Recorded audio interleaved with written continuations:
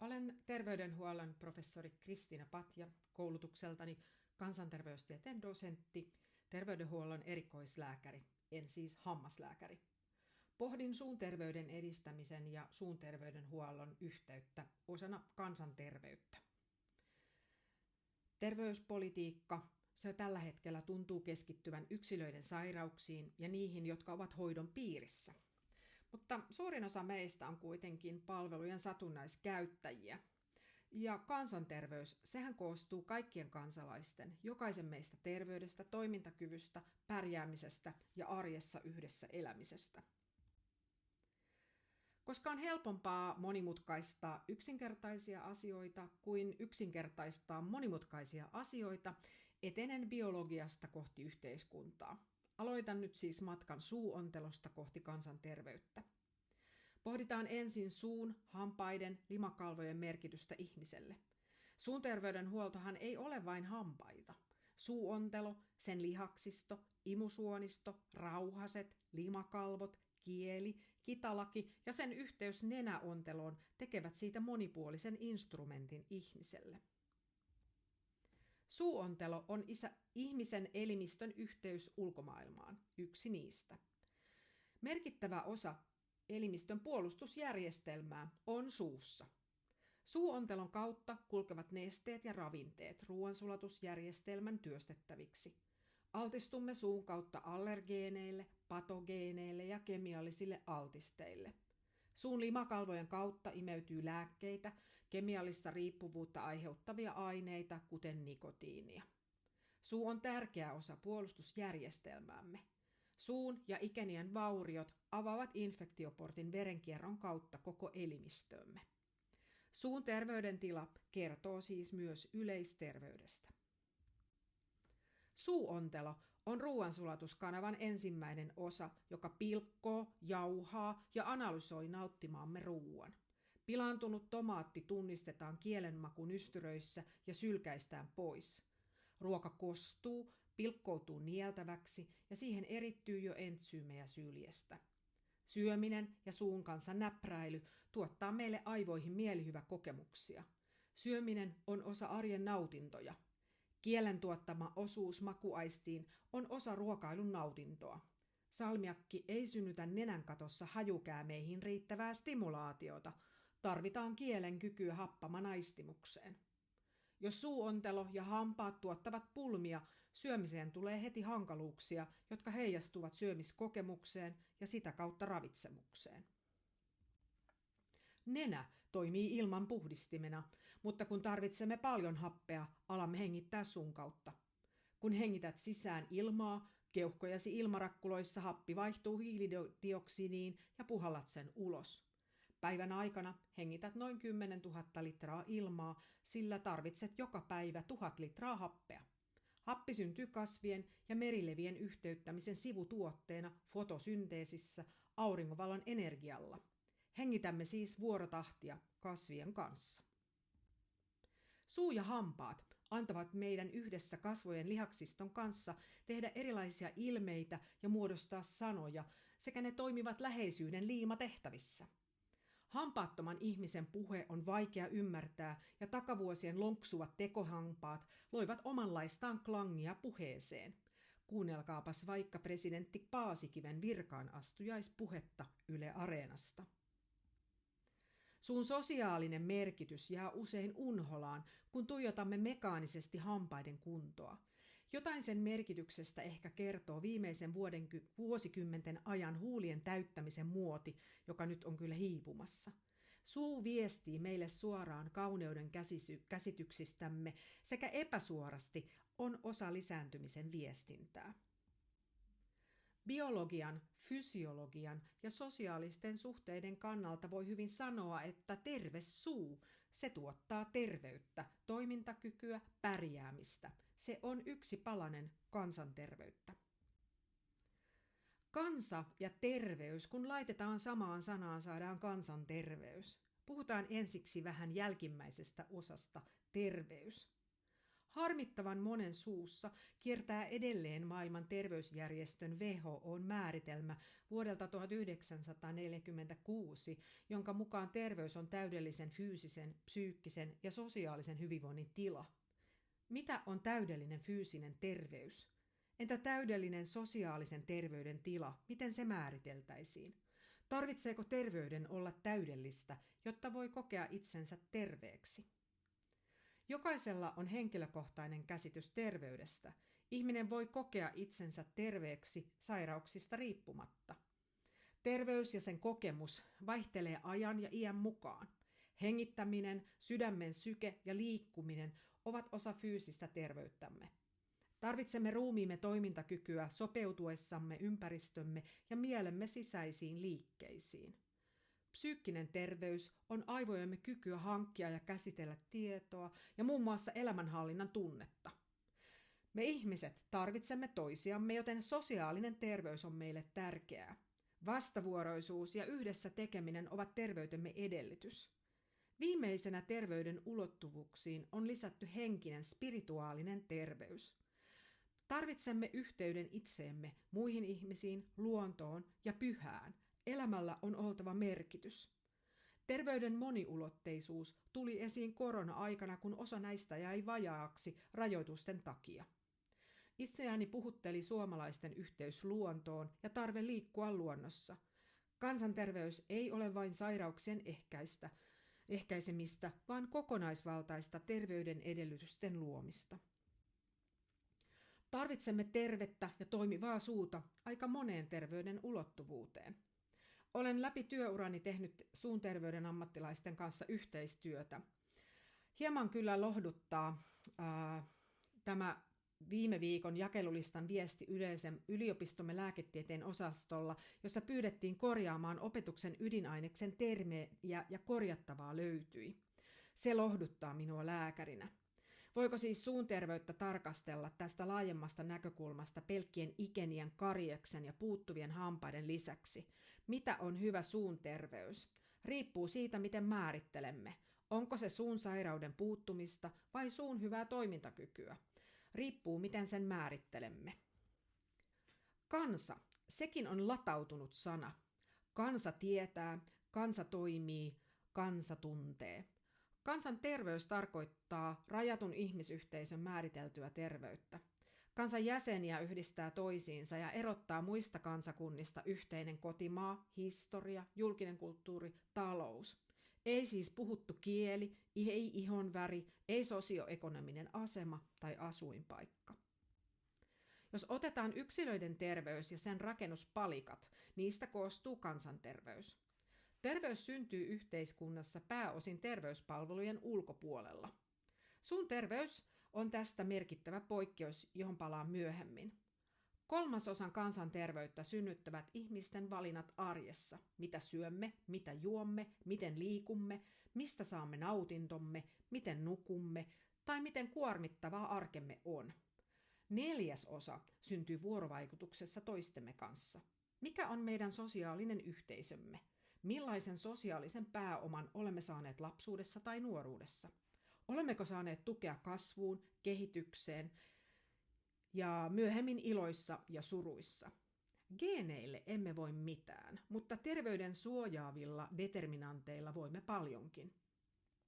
Terveydenhuolto tulee mukaan terveyden rakentamiseen suoraan 10–15% osuudella, mutta toki olemme mukana luomassa ihmisille terveyttä palvelujen asiantuntemuksen kautta. Kansanterveystyössä sekä terveyspolitiikan, englanniksi täsmällisesti health policy, ei siis health politics, tekemisen kautta. Terveyden edistämisen tavoite on pitää ihmisestä huolta aina syntymästä vanhuuteen saakka. WHO toteaa, että terveyden edistäminen on ennen kaikkea prosessi, jonka avulla yksilö ja yhteiskunta voivat vaikuttaa terveyteen vaikuttaviin tekijöihin ja sitä kautta terveyteen. On siis tärkeää ymmärtää, että terveyttä tuotetaan enemmän ja kustannustehokkaammin terveydenhuollon ulkopuolella kuin sen sisällä, mutta samalla terveydenhuollon merkitys on laajempi, koska ammattilaisia tarvitaan kaikilla yhteiskunnan tasolla. Terveyden edistämisen tavoite on siis pitää huolta ihmisestä syntymästä vanhuuteen saakka. Tässä prosessissa sosioekonomiset tekijät, koulutus, tulotaso ja aluepolitiikka ovat keskeisiä tervetulovia tekijöitä. Ympäristöjä muokkaamalla ja suojaavilla interventioilla voimme kohdata kohtuullisen edullisesti suuren määrän ihmisiä. Käytettävien panosten määrä kasvaa hyötyjä kohden, kun menemme yhä erikoistuneempiin toimenpiteisiin. Käytettävien panosten pitäisi olla siis suhteessa hyötyihin myös väestönäkökulmassa. Tämähän asettaa meille aika paljon haasteita myös terveyden edistämiseen, koska siihen käytetty resurssi tuottaa hyötyä suhteessa paljon pidemmän ajan kuluttua kuin kallis yksittäinen toimenpide. Mikä on siis suun terveydenhuollon rooli kansanterveyden tuottamisessa? Suun terveyden fysiologinen, psykologinen ja sosiaalinen merkitys ovat kiistattomat ja linkittyvät monen sairauden ennaltaehkäisyyn, hyvään hoitoprosessiin ja hyvään elämänlaatuun. Suun terveydenhuolto kattaa koko elämänkulun kohdusta palvelutaloon. Se kulkee äitiysneuvolan kautta hammastarkastuksesta lastenneuvolan harjan pureksintaan suuhygienistin vastaanotolla. Koulujen suunterveyden edistämisen työ on avannut hammaslääketieteen kehitykselle aikaa ja tilaa, kun karjeksen esiintyvyys on laskenut. Aikuisten suunterveydenhuollon eriarvoisuus on edelleen suurta. Edistystä on kuitenkin sielläkin tapahtunut koko ajan. Kuiva suu ja nielemisen ongelmat alkavat yleistyä ikääntymisen myötä. Köyhyys tuottaa ongelmia suun terveydestä huolehtimiseen, jos tarkastuksiin ja hoitoon ei ole varaa. Monet lääkkeet ja sairaudet vaikuttavat suun terveyteen. Suun terveydenhuolto niveltyy osaksi terveyspalvelusjärjestelmää. Suun terveydenhuollon palvelut ovat kansalaisille tuttuja. Tässä on uusmaalainen kunta, jonka julkisia hammashuollon palveluita käytti kuntalaisista 38%. Vastaavasti lääkärissä heistä kävi 40%. Tämä ei kuitenkaan ole koko totuus, koska työikäiset käyttävät usein yksityisiä palveluja. THL:n tilaston mukaan yli 25-vuotiaista naisista 67% ja miehistä 57% kävi suun terveydenhuollossa vuoden aikana. Suun terveydenhuolto tavoittaa väestön kattavasti. Suu on sopivan kokoinen asia huolehdittavaksi. Jos tarkastelemme terveysjärjestelmää, ei vain terveydenhuoltoa sen tuotosten kautta, niin yhteiskunta rahoittaa meitä muun muassa tuottamaan terveyden edistämistä, ennaltaehkäisyä, diagnostiikkaa, hoitoa ja hoivaa. Huomattavaa on, että näissä kaikissa toimintakenttä, vaikutusmekanismit ja vaikuttavuus syntyvät vähän eri tavoin. Terveyden edistämisen tuotos on toimintakykyinen ja hyvinvoiva kansalainen. Ennaltaehkäisyn toimien seurauksena jotain ei tapahdu tai tapahtuu lievemmin.